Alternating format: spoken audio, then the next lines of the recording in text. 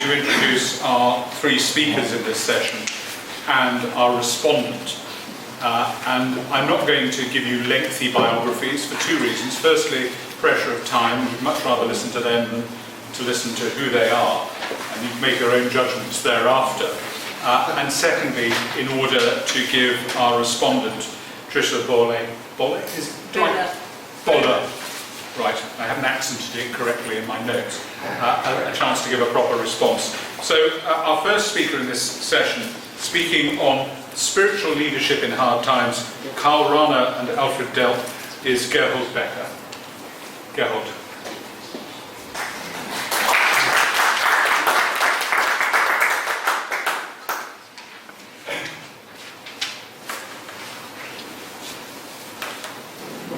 Thank you very much for inviting me, Stephen Rutherford, to this conference. I'm happy to share with you some thoughts on Karl Rahner, and who was my teacher for some time actually, and Alfred Delp, who may not be so well known as Rahner.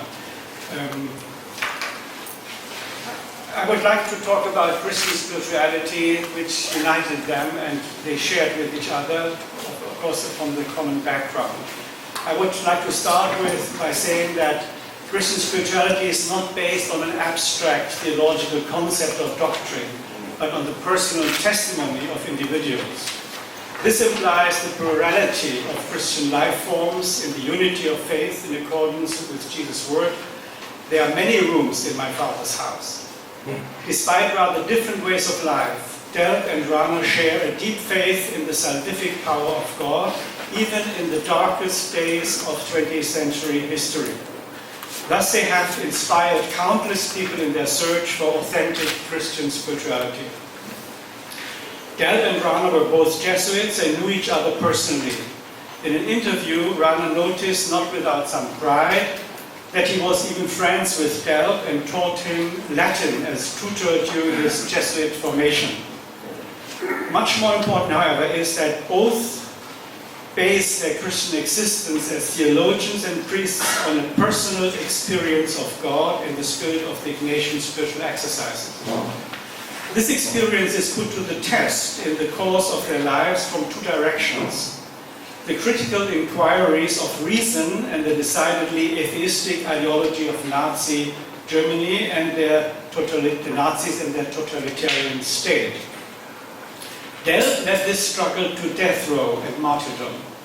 Rahner devoted all his theological strength to finding an answer to the question of how, in view of the catastrophes of the 20th century and the incomprehensibility and remoteness of God, one can nevertheless experience Him and speak meaningfully of this experience. Finally, Delp and Rahner share a deep mystical spirituality that is the center of their lives.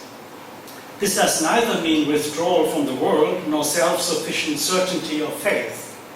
Rather, it implies surrendering to the Deus Semper Maior, the ever-greater God, and His unfathomable guidance. At the same time, it provides the basis for an active service for the renewal of the Church and of society, and for the sustainability of faith in secular times. Delp and Rahner were almost the same age and came from similar milieus.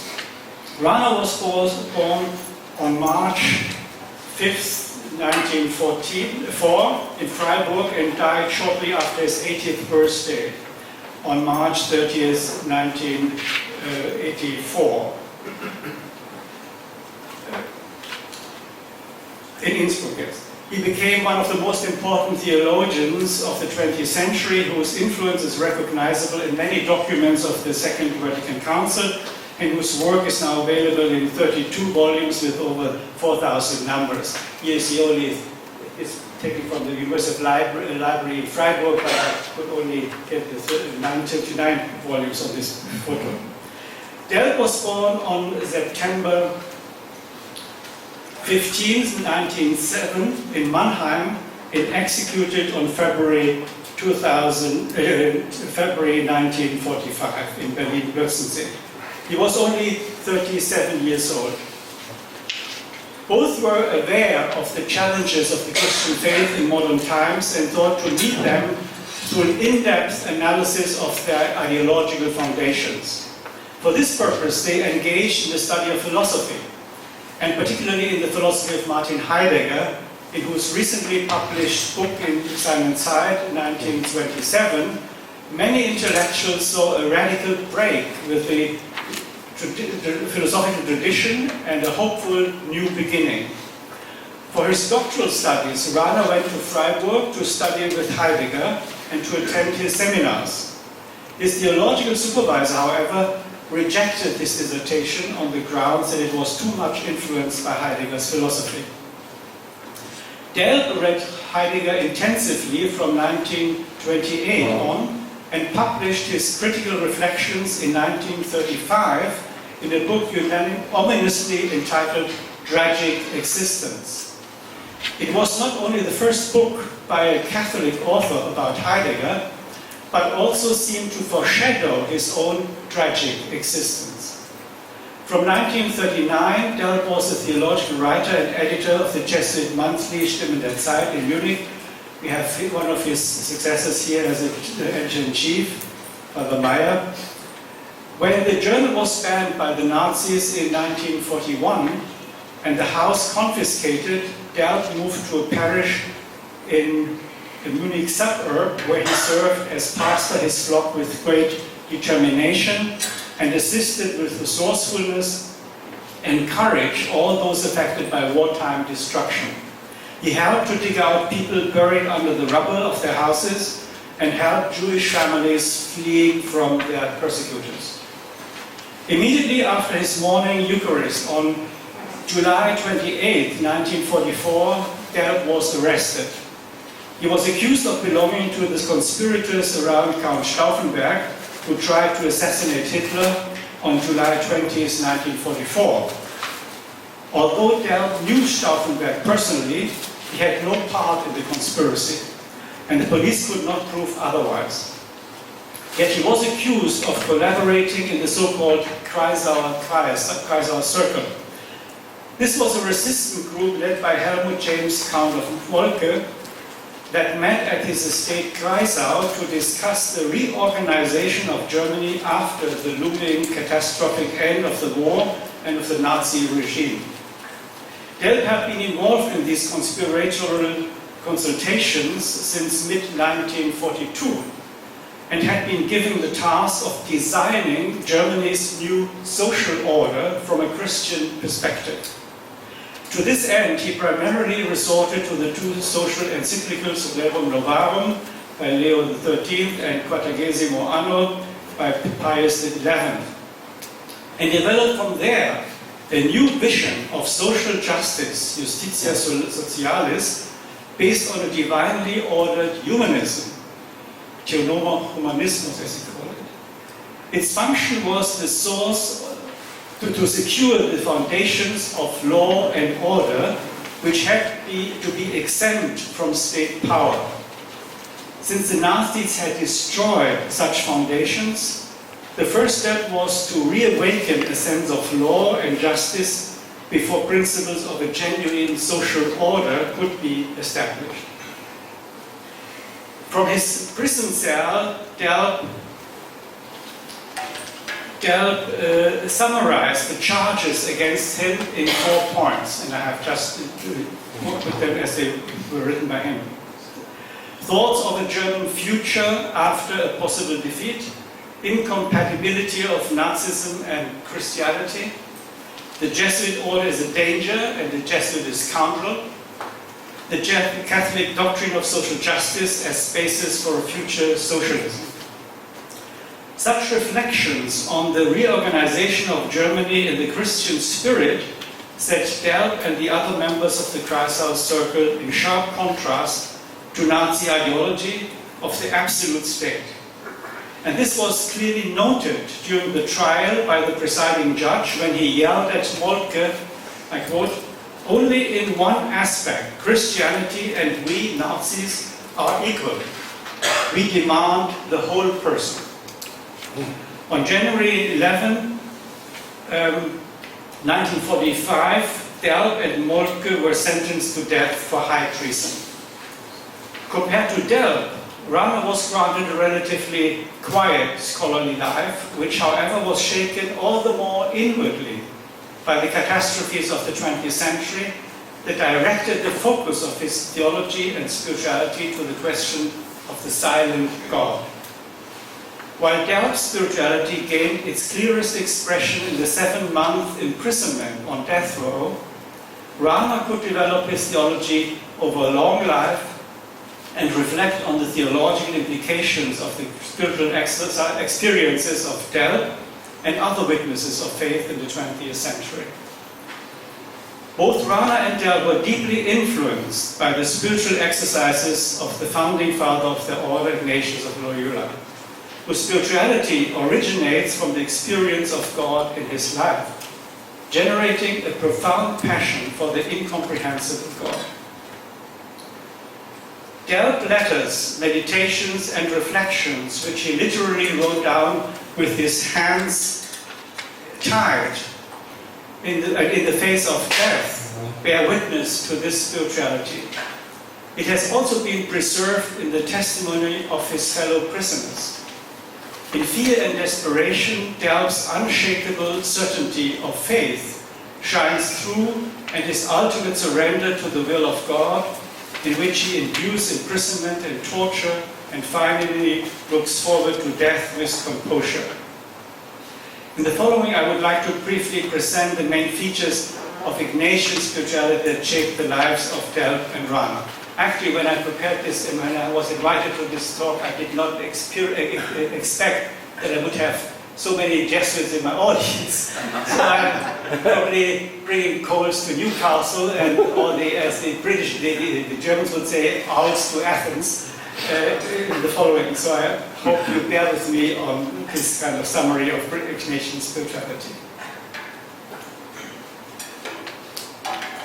In the letter of June 1st, 1551, Ignatius answered the question of how one should pray with an invitation to practice seeking the presence of God our Lord in all things, in speaking, walking, seeing, tasting, hearing, thinking, in all actions. After all, God's majesty is in all things, but his presence by his work and by his nature. With this maxim, which is ultimately based on the theology of creation, Ignatius does not exclude any part of reality where God could be sought and found. Spiritual life is not exhausted in traditional forms of worship, nor restricted to certain religious practices. Rahner explores the implications of the theology of creation for contemporary Christian spiritual life and develops the framework for transcendental theology in 2 major publications, Geist und Welt, Spirit in the World, and Hero of the World. For him, God's presence can be discovered even in the banalities of everyday life that are, as he says, like drops of water in which the whole sky is reflected, like signs that point beyond themselves.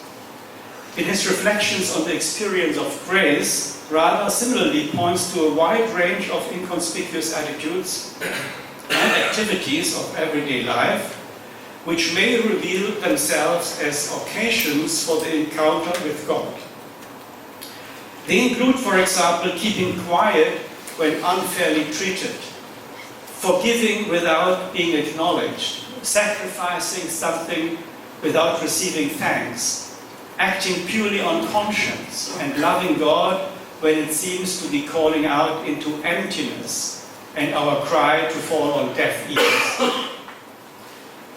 Much more dramatic, but in the same spirit, Delp jotted down on a piece of paper in Berlin Tegel prison on November 17, 1944, there is one thing which has never been clearer to me. The world is full of God. From all the pores of things, this is pouring towards us, as it were. But we are often blind. We get stuck in the beautiful hours and in the bad hours. We do not experience them up to the point where they flow out of God. Delp and Rahner thus point to the center of Ignatian spirituality, which lies in the authentic experience of God that enables the individual to bear and endure the ups and downs of life. In his fictitious speech of Ignatius of Loyola to a Jesuit of modern days, Rahner lets him at the very beginning emphasize the decisive aspect of his spirituality. In my illness in Loyola and in my time as a hermit in Manresa, quote, I met God. The biographical reference to illness and withdrawal from society makes clear that such experience is possible everywhere, not least in the adversities of life. Because God can be found in all things. But even in such an experience, God remains unfathomable and mysterious. Ignatius continues, I say only, I have experienced God, the nameless and unfathomable, silent and yet near. I have experienced God beyond all figurative imagination. And yet it is true, I have met God. I have experienced Him myself. And since then I have experienced in a growing measure and ever more purely God in His impenetrable incomprehensibility. Rahner's entire theology is the attempt to make sense of such experience by interpreting it in terms of the historical self-revelation of God in Jesus Christ, while at the same time venerating in silence the mystery of the incomprehensible God. Delp's texts from death row give testimony to the same experience of the near and yet infinitely distant God with whom he struggles in his despair and in whose will he nevertheless surrenders. There are hours in which only one thing remains to be done, to gather all the woe and the need into a cry of supplication, into a cry for mercy and help, and to call up to him, or to cry out, or to weep and to lament and to whimper to the God of salvation. Delp is convinced that the hour of the birth of freedom, in which a person surrenders completely to God, is the hour of the encounter with God. Whether God forces a man, he writes, out of himself through overwhelming need and suffering, whether he lures him out of himself through the image of the beauty and truth, whether he torments him out of himself through the infinite longing, through hunger and thirst for justice, that is actually indifferent. If man is only called, and if he only accepts to be called.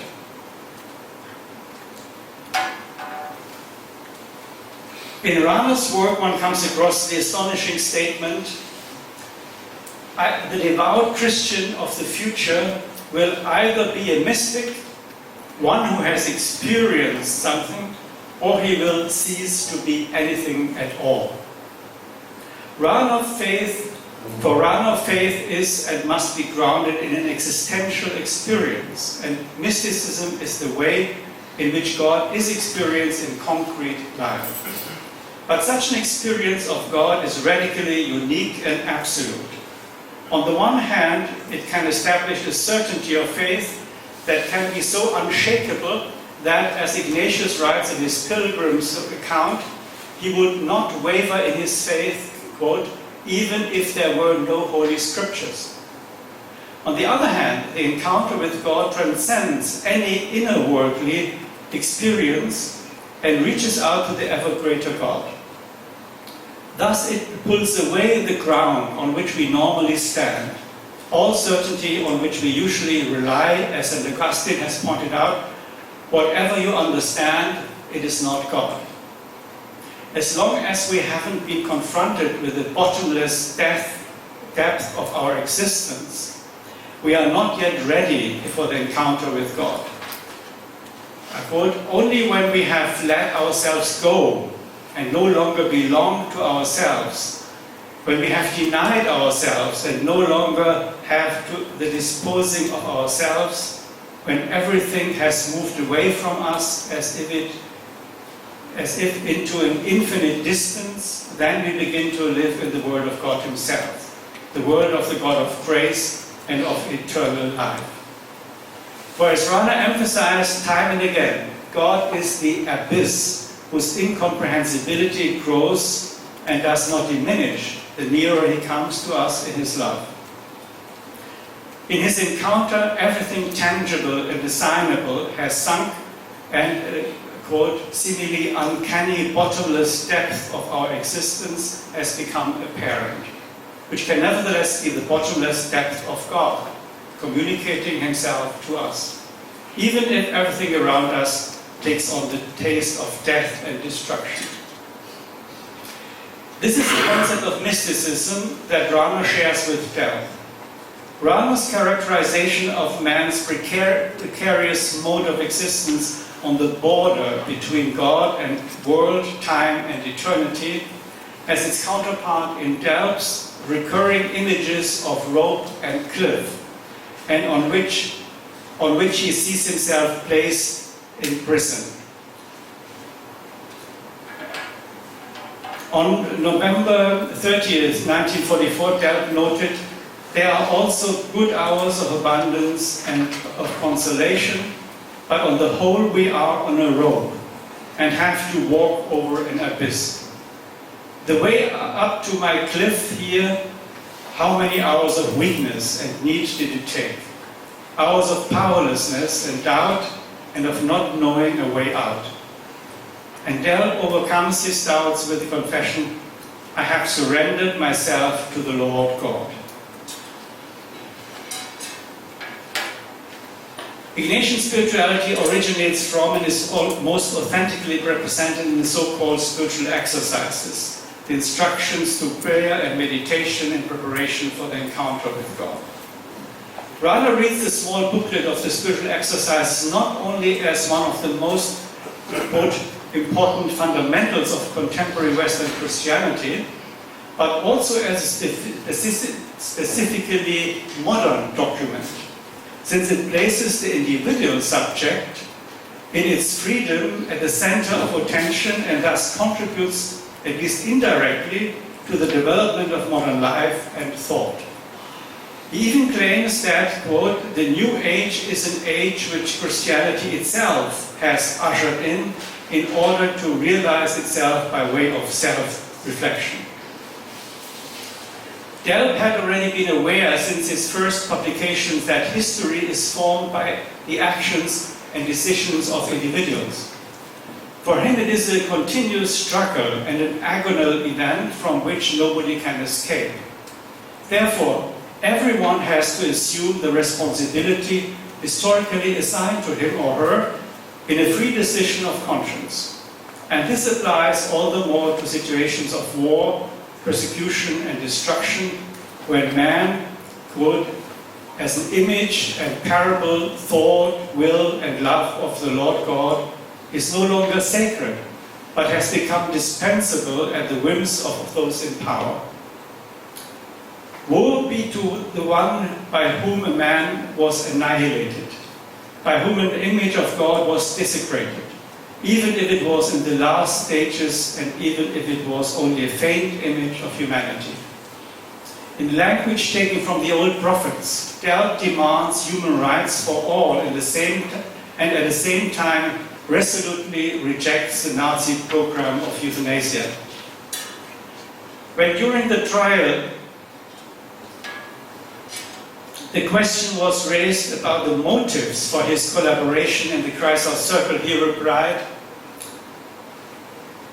"I can preach as much as I want and treat people skillfully or clumsily and edify them as long as I want. As long as people have to live without dignity and inhumanely, the average will succumb to circumstances and neither pray nor think. Required is the thorough change of the conditions of life." To this the presiding judge snapped, "Are you saying that the state should be changed?" And Delp replied calmly and composed, "Yes, that's what I'm saying." With these words, his death sentence was sealed.